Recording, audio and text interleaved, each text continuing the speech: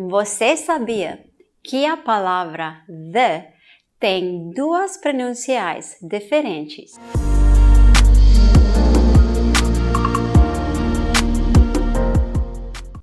Hello everyone, welcome! Olá a todos, bem-vindos de volta!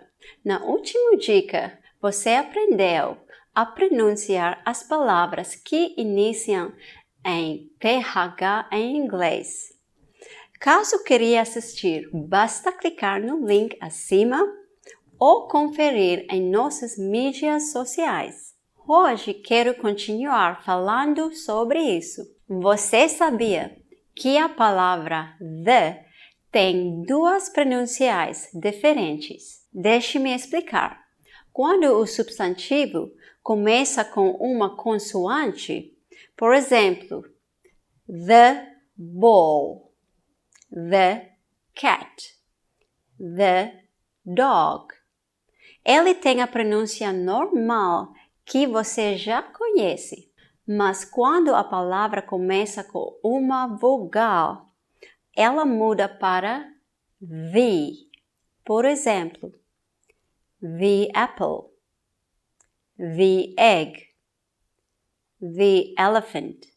Quando uma pessoa fala rápido, você pode nem perceber a diferença, mas eles são diferentes. Quase parece a letra Z do alfabeto. Z, Z, Z, Z. Agora tente V, V, V, V. Mais uma vez. Z, Z, Z, Z. V, V, V, V. Ótimo! Ok, agora a dica.